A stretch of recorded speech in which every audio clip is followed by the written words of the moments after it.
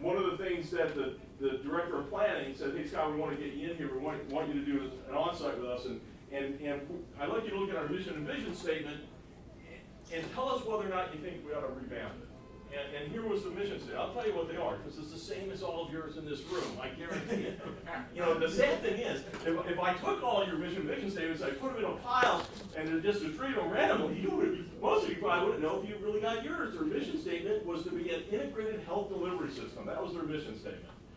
Our mission is to be an integrated health delivery system, providing great care to our community. And the vision statement was really, it was kind of the same thing, kind of rewritten. The vision statement was to provide, you know, the highest level of seamless care possible at the lowest possible, you know, something along those lines. And the problem with this, the problem with mission and vision, at least they were asking the question, the problem with mission and vision, as you read some of these things, is that the plan, if you think about planning, the plan serves one purpose and one purpose only. It is to link the mission and the vision. It's the roadmap from your mission to your vision. That's why we do planning. And if the mission and vision can't support the plan, guess what? You're going to have a really crappy plan. And so if your vision, in this case, of this client, I emailed her back and said, I would submit to you that your vision statement is not a vision statement, it's a reality statement. You already are an integrated delivery system providing seamless care at the lowest possible price, you know, whatever it is. That's not a vision. And if you're trying to do a plan to achieve that, you're not going to go very far. You're not going to go very far. Vision statements have got to be really, really powerful stuff, number one. 95% of your plan is going to deal with your vision. And if your vision is weak, the plan is going to be weak. I was talking with a hospital system about a year ago down in Florida. They had a new CEO, and I was the senior vice president for strategy, was relatively new. The CEO had been there for about a year, and he said, boy, Scott, I'd like to get you down here, but we're in this major board battle right now between the new CEO and the board. And so what's the issue? And he told me, he said, well, the board is really uncomfortable with where the CEO is taking the hospital. The plan has far surpassed what they thought they were comfortable with. And when I looked at their vision statement, I went online and I looked at it, and I was talking to them, I said, well, you know, what you're describing to me is that the plan has gone beyond the established mission that the board has adopted and approved. And so the board's now asking, wait a minute, our vision is this, and you're way out here. And I said, boy, he said, do you have any suggestions for me? I said, you either got to scale back your plan so it fulfills the vision, or you got to change the vision. And if you don't, I'll venture to say, every time I've seen this happen, the CEO is not the one who wins this argument. 3 months later, when I was talking to him, he told me that the CEO had been let go. He'd been there for a year and a half. He got let go because the plan exceeded the vision that the board was comfortable with. And so if you're locked in, and his issue was, well, you brought me here to transform this organization.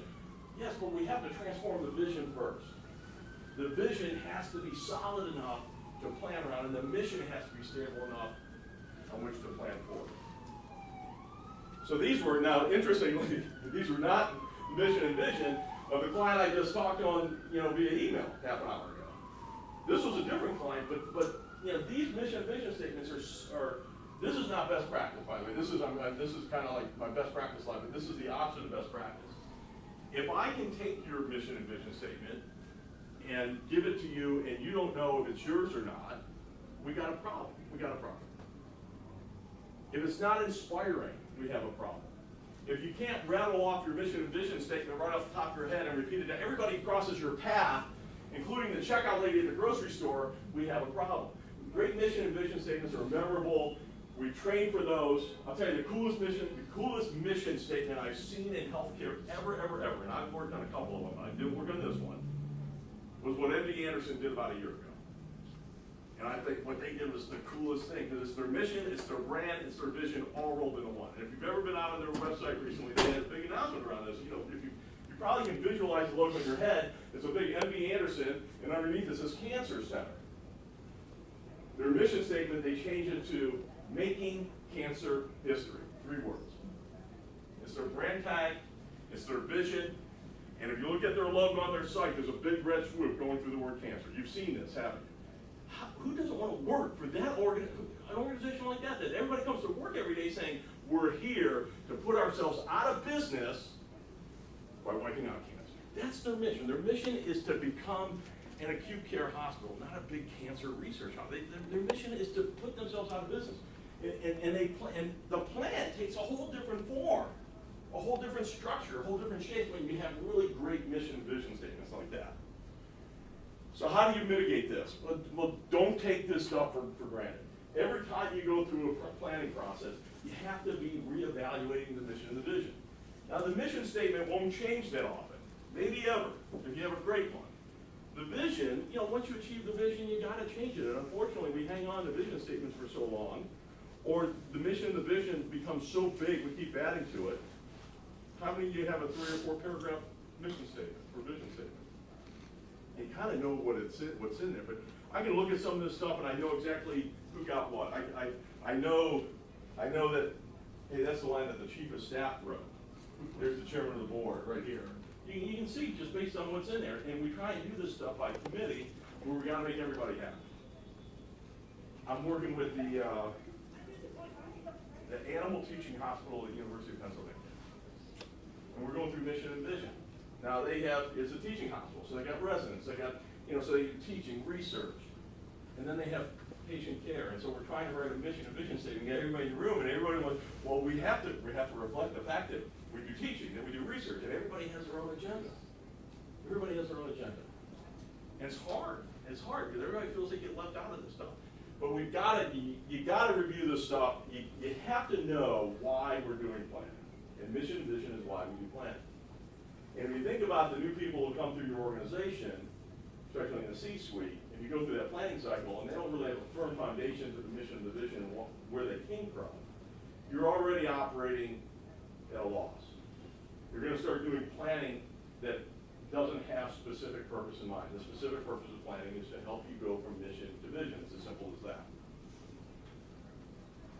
Failure number 2, I call this form filling in place of analysis.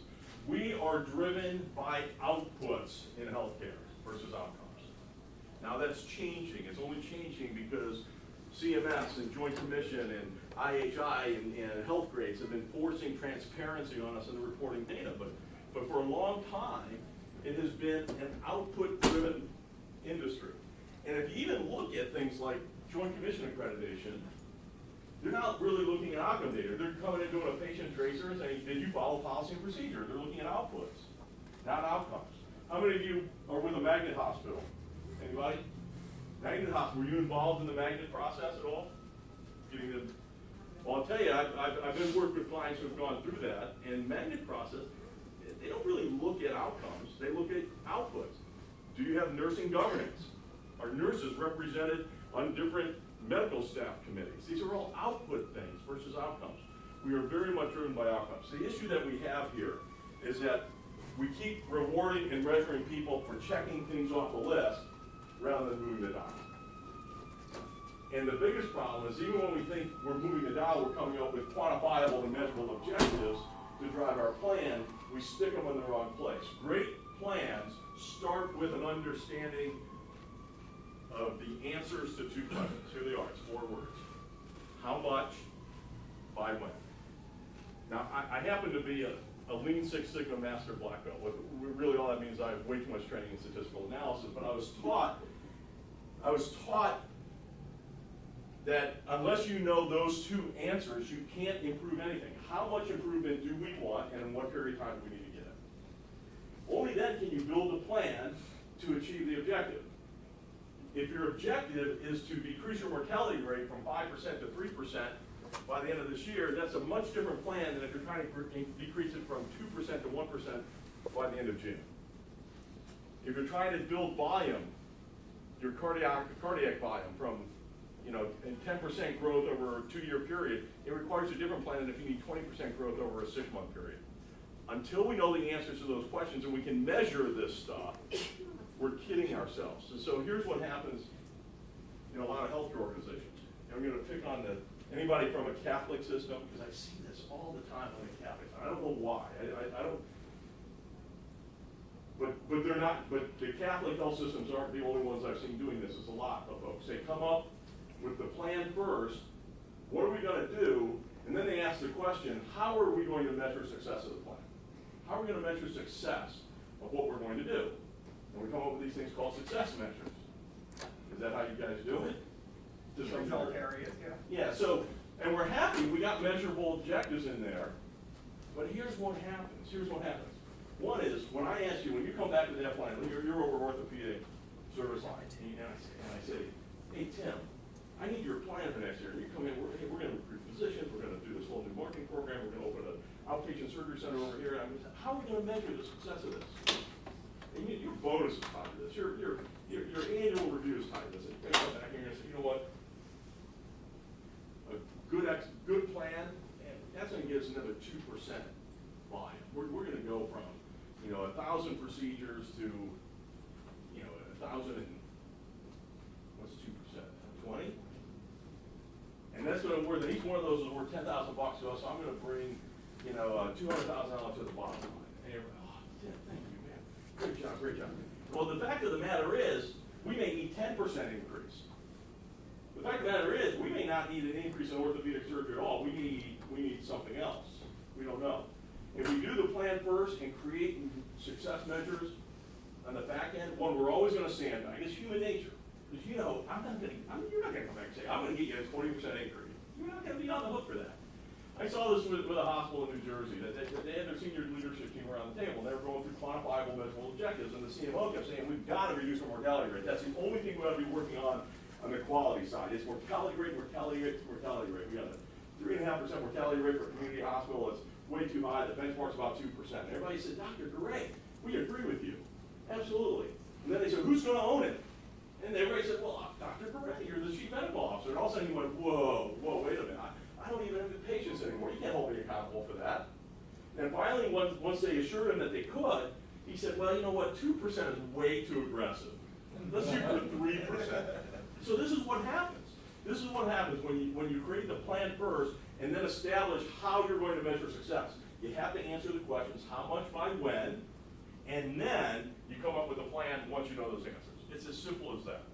Unfortunately, too many plans don't have measurable objectives in them at all. Too many plans, and we get confused that just because something takes a lot of organizational resources, it's a major organizational objective. And here's the biggest one that I've seen. Here's the two biggest ones that I've seen that are in every plan in healthcare. One is EMR implementation. It's a major objective. How many major focus in your plan? And the EMR objective is a strategy to achieve something else. The only reason you're doing it is you're trying to either improve quality, reduce costs. There's some other reason, but because it's costing you $15 million, and because it's taking huge resources, you feel that it has to be a major objective. The other one is ACO development. Those are the two big ones, and neither one is a measurable objective. How do you know? So we reward ourselves. Oh, you know what? We're really moving on that ACO thing. You know what? We're not getting any more patients. It's costing us a lot more money, but we're passing out bonuses because we actually got halfway through the development of a plan. These are great dashboards. If you can't put your plan in a very visual dashboard like these, that you can actually see where you are, it tells you that your objectives really aren't strong enough, that they can't really support the plan. Now, if I don't have to train anybody in dashboards. If I took a poll and say, you may not even be able to read some of these in the back of the room, which dashboard causes us the most concern, I would venture to say that everybody would say, whatever this one is, I don't know what it is, because I can't see it from back there, but that one is troubling, and that's satisfaction, by the way. And which one should we be congratulating people for? Well, this one is pretty good. A couple others are pretty good. When you can get to that point where you can visually see how you're performing, and everybody from the housekeeper to the MD, PhD, to the board member can look at this and they know exactly how you're performing, you know you're headed in the right direction. Because now you can course correct. So how do you mitigate for this? If you don't have dashboards, if you don't have some way to measure, you need to go back. That's the first thing you need to put in your organization. Now, you need to carry away on this. I was in a hospital not too long ago, and their chief quality officer said, Scott, I want to show you our dashboards. We are so proud of this. And so they had their key performance indicators. How many people here measure KPIs? You know, all these KPIs. She had 240 KPIs on a spreadsheet. I kid you not. And there were 240 rows, and they had 12 columns, one for each month, and the whole thing was color-coded as to whether red, yellow, and green as to how they were doing. And it was such a mishmash of stuff, you had no clue. And I said, Brenda, this isn't APIs, it's KPIs. She goes, what are you talking about? APIs, all performance indicators. We can't do everything. You have to decide on the critical few. Sometimes we just take on way too much stuff and we tank it. But if your dashboards are so big that nobody can decipher what they mean anyway, then the dashboards are futile. Real-time data, obviously, you know, hopefully when everybody gets their EMRs in, they're going to get better and better and better data. Unfortunately, my biggest gripe when I was a hospital COO was I wasn't seeing my January data until the third week of February. By that time, it's kind of too late to actually do anything with it. And if you're looking at your patient satisfaction data, we know how late that data actually is, because you're looking at data that came in maybe through yesterday from someone who got surveyed maybe 4 or 5 months ago. And so what do you do with this? So unfortunately, we're always looking in the rearview mirror, and it's hard to make good management decisions when your data is that old. So we've got to come up with better ways on how we really assess the health of the organization in more real time, or we're always going to be failing. We're going to be acting on things that aren't relevant anymore. And that's one of the biggest issues in healthcare is the data, by the time we get it, a lot of times it's just not relevant data anymore. Drive strategies and tactics for all levels of the organization. Everybody, you gotta drive strategy down and down and down. Everybody's got to be involved in execution. If you rely on just you folks in the room because you're senior leaders saying, oh, you know, we're gonna kind of hold everything close to the vest, you guys have way too much on your plate. You got to hold other people accountable for executing the plan, and they have to be held accountable to moving that dot and getting that 10% increase in orthopedics. You don't really care. At the end of the day, I've never met a hospital CEO, CFO, COO, you know, whomever, who really cared how you got that 10% increase. As long as it's legal, ethical, moral, they just cared that you got the 10% increase. You know, and that the revenues outstrip the cost of getting it. Failure number 3, this is around leadership. These are you guys. And here's the issue here. It's kind of a two-pronged issue. One is, most people, by the time they get to the C-suite, they're executives in their organization, they think they know how to do strategy and execution. They think man, that's why we made it here, because we're strategy people. And in reality, very few of them are actually trained on how to actually do good strategic planning and then how to actually execute well on those plans. It's a training issue, and we have a sense of hubris that because we've made it, that we're pretty smart people. Now, and here's the other fallacy around leadership, is generally the folks who are doing the strategy work are the people in the C-suite. It's that inner circle most of the time. Yeah, sometimes they bring other people in, but it's largely driven by the inner circle. And the problem with that is that inner circle is comprised of people who are pretty like-minded individuals. The CEO isn't recruiting a COO who's going to be the polar opposite. They have a different management style, they have a different background. They're bringing people on board who are complementary. And so when you get all these, that may be great for running an organization and creating great culture. It's really dangerous when it comes to planning, because if everybody's looking at the world the same way, nobody's asking the question, you know, what about this? You know, maybe there's a different angle to this. I've been in way too many meetings, strategy sessions, in which when the CEO starts to speak, there's just all this head nodding going on. Even though a lot of them were thinking, man, this is the stupidest thing I've ever heard of in my life. And you've been there, right? But who's going to tell the CEO that the king isn't wearing any clothes? You know, so sometimes this is a real issue. So, number one, we have to expand who's involved in strategy work. The closer you can get to the front lines, the better the strategy is going to be, because who really understands what's going on in the organization but the people who are touching your customers, the patients. Those are the folks. Good strategy doesn't happen in the C-suite. It happens out at middle management and even within the medical staff, front lines. These are the people who are truly seeing what is going on in your organization. And they're going to bring back all sorts of obstacles, all sorts of constraints, all sorts of capabilities and opportunities that you weren't even aware of. So we've got to expand that out. this is a survey that my company did, that's about 8 months ago now. And we asked a couple of questions. I'm going to show you a couple slides on this. And you know, we asked, hey, how do you actually do strategy work in your organization? And if you total up the internal, couple of internal, informally with executives, you know, the green bar is really the folks who are doing it externally. About 3/4 of the folks we surveyed, and there were about 250 respondents, said we're doing it internally or we're not doing it at all. You know, 6% said what strategic plan, and 1% said whatever the mood strikes us, we do strategy work. But 3/4 are doing it internally, which is a good thing, because I really don't think you need to go out and bring the Navigants in, the PwCs. You really don't. You know, strategy is not that complicated. But the more you rely internally to do it, you need to have a methodology and a process in place. The other issue around leadership is we don't document. We don't say, here's how we do strategy and execution.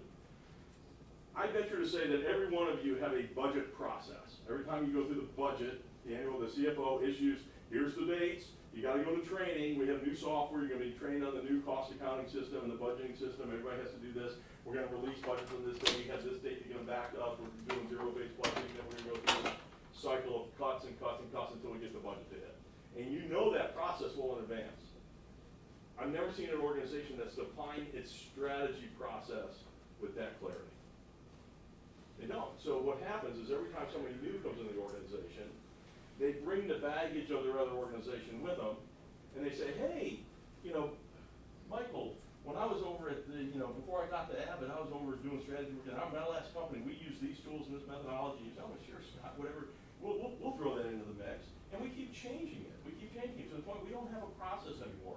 And we kind of, it's like, hey, time to do that retreat. Let's go do a retreat or a scramble. And every time we do it a little bit differently. We don't standardize it. We've got to know, this is no different. This is the same, we have to have the same adherence to the process of strategy and execution work as we do for everything else in the organization. And it's the one area, yet that's probably our weakest area in terms of having a defined process, because it's so critical to the organization. How many of us have a defined process on how we do strategy and strategic planning in our organization? The process is usually when the CEO sends out the email saying, hey, folks, we're getting ready to schedule our annual retreat. Let's check calendars, right? That's probably how the process starts. And unfortunately, the process usually concludes after the budget's already done. Yes? How many of you actually get your strategic plan done prior to the budget being done and approved? One? That's great. But you know, here's the problem. And I've been there way too many times dealing with this issue. Then we get the plan done, and the plan needs to be resourced. And so we go to the CFO, and you're the CFO, and I said, hey, we got this whole orthopedic strategy. We need $250,000. We're on a Jackson table. We're going to expand the OR, and he said, capital is closed. But hey, don't worry about it. When are you going to spend the money? Probably April. Oh, then come back and say, we'll figure it out then. And we go, oh, okay. So come back in April, and what does the CFO tell you to do? Unless you can find somebody willing to cough up $250,000, you're just out of luck. How many of you have been there? And so consequently, the plan fails because we never resourced the plan because the process was broken. Your plan should feed the budget assumptions. If you do this right, the plan has got to feed the budget assumptions. So you got to build a strong process with strong controls. And that process has got to be prior to your budget process, or else you're just setting yourselves up for failure. So many plans I've seen have stalled, not been executed, because the resources were never there to execute, simply because leadership didn't have the foresight and wherewithal to tee up all these processes correctly. Or they were too narrowly focused, or the strategy was just wrong. When we work with clients, this is what we insist on. Major goals and objectives. We're the vision, the goals and objectives, that's the prerogative of senior leadership. The senior leaders have got to say, you know, our goal, our vision is to get here, here's the goals. Major objectives, we're going to increase patient satisfaction, we're going to decrease our left without being seen rate, we're going to increase market share in these areas. That's their responsibility. The responsibility for creating strategies and tactics, the action plans, is the responsibility of middle management. And the reason for that is very, very simple. They're the folks who are going to be tasked with implementing the plan. If you want to create buy-in and you want people to give it their all, let them have a say in what they execute. So if I tell you, I say, hey, you know what, we gotta have 10% increase in orthopedic surgery this year. You gotta come back, you get your team together, you come back and tell us what the plan is, tell us what the resource requirements are. We'll tell you whether we like the plan or not. Once this plan's approved, the chance of it succeeding has increased incrementally because it's his plan. And the last thing he wants to do is fail on a plan that he recommended to senior leadership and got approved. If we went to him and say, hey, we got the plan, we need 10% growth, here's the plan, you go execute it, you're gonna look at it, you're gonna say, you don't have a clue of what goes on in orthopedics. And we've seen this. When senior leaders force feed the action plans, the strategies and tactics down to people who have to execute, failure goes up dramatically. I have one question on that. Yeah. Do you also include, or you see it successful, where you included patients on some level in the strategy process? I've been involved. I've brought patients in, physicians. When I've done planning with clients, every time we have a strategy team and we'll have a little team, I insist that that team is co-chaired by a physician. Even if it's just a figurehead, you gotta have that linkage back to medical staff because if they're not involved in strategy work, they're gonna come back. I mean, you're sunk already. But patients are good, volunteers are great. The volunteers, they're seeing things like, they may not be strategically oriented, but they'll surprise you. They'll sit there, all of a sudden somebody's gonna say something, and they'll say, well, let me tell you about, I sit behind that desk in the front lobby every day, and you guys just don't get it. Right. And they're gonna surprise you. Expand your stakeholder group. And they may not be on a formal team, but you wanna go out and ask their opinion. We do an exercise called executive interviewing.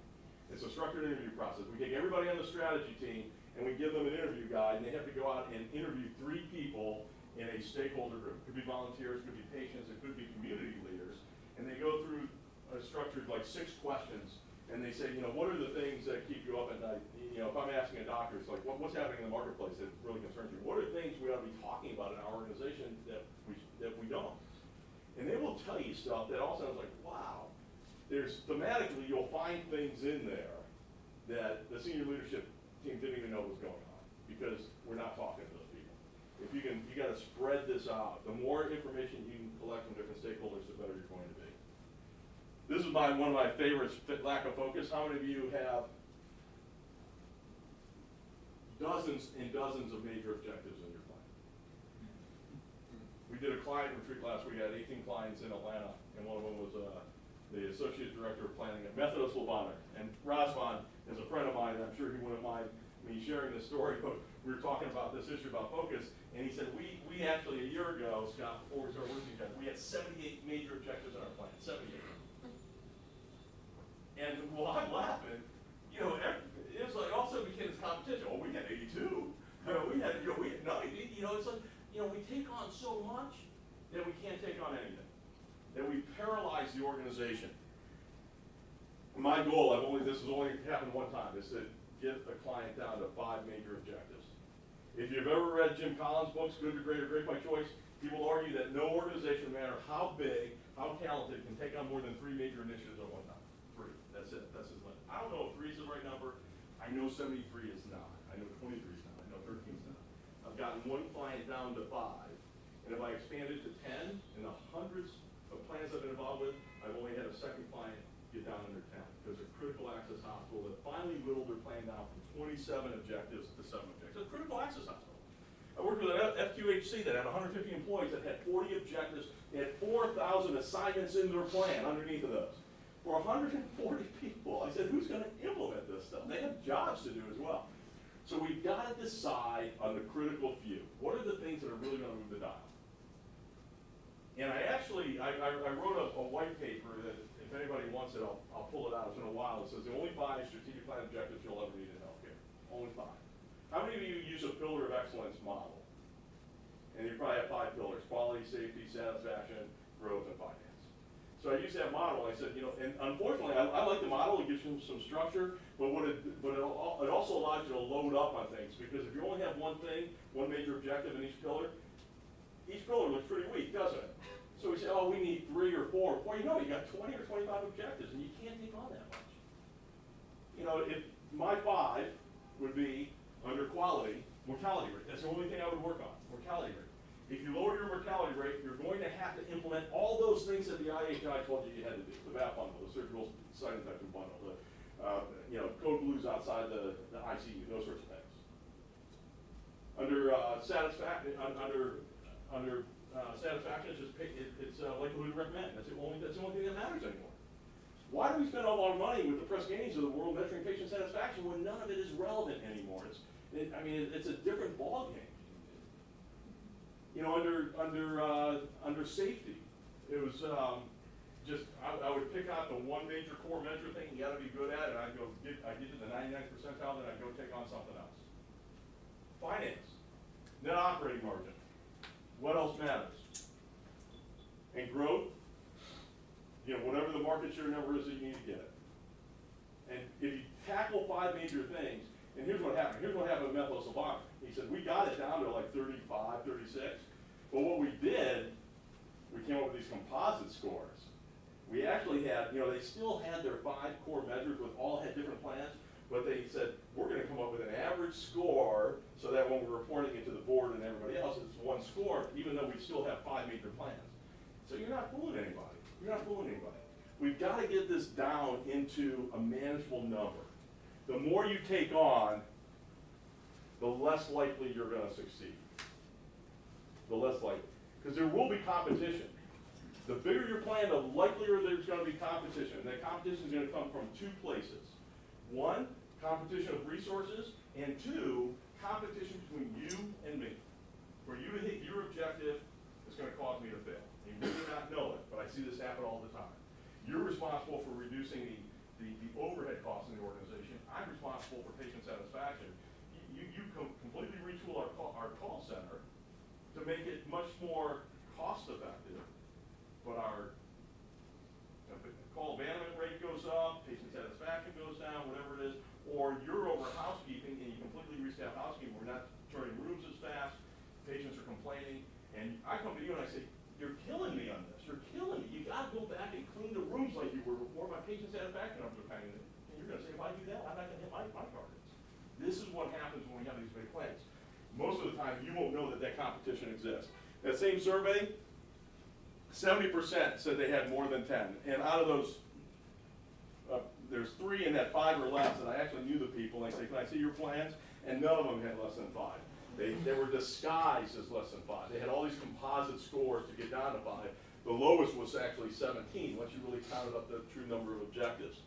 You gotta get all your objectives on one hand. You got to, you just got to. If you don't know how to do this, at the end of this, I'll give you a place to go on our website. We have a tool, an Excel spreadsheet you can download for free. It's called the Strategic Objectives Prioritization Matrix. You can load up to 100 things in there. You have 20 people rate them across 6 dimensions, and it will score those objectives for you to tell you which are the most important ones based on consensus. And number 5, I'm gonna fly here. I got 2 minutes.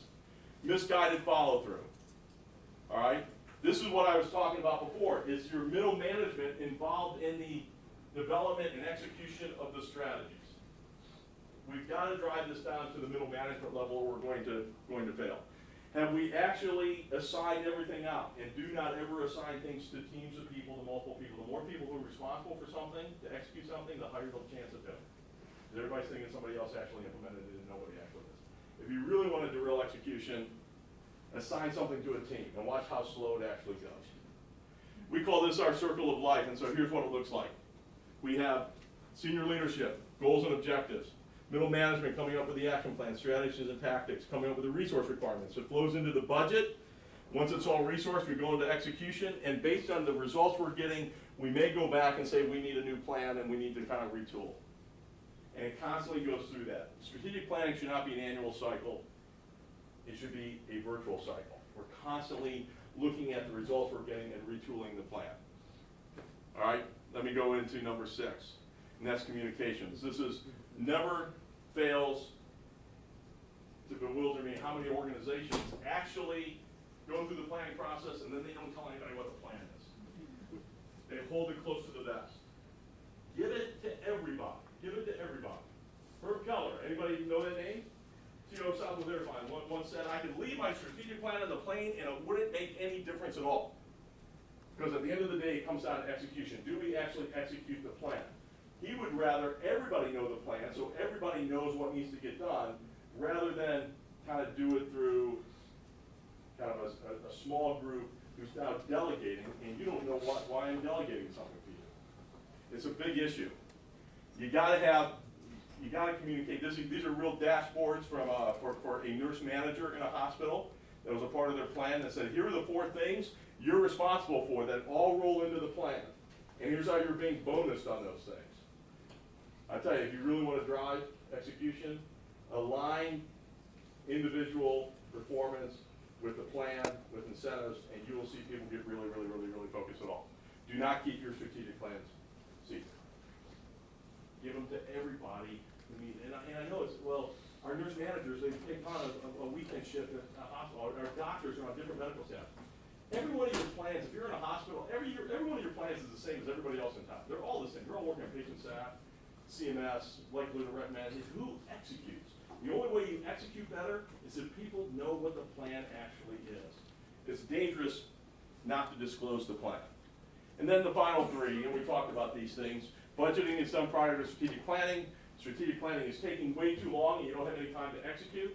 You ought to be able to do a plan in 90 days or less, and you're going strictly by gut instinct rather than statistical analysis. It's a combination of both. All right, so we went through this. If you go to our website, AchieveIt.com, there's all sorts of white papers and resources you can download. We're publishing a book called 10 Secrets of Execution. The first 4 chapters are out. They get published every 3 weeks, a chapter. And a lot of it goes into a deep dive with some of this stuff. And it's available on the website for free downloads. Go to the resources link, click on 10 Secrets of Execution, and you'll see the first 4 chapters, along with those that Excel spreadsheet I mentioned to you. If you want a business card that has a QR code on it, they'll take you right to that section of the site. Come see me and I'll give you one. Thanks, folks. Thank you.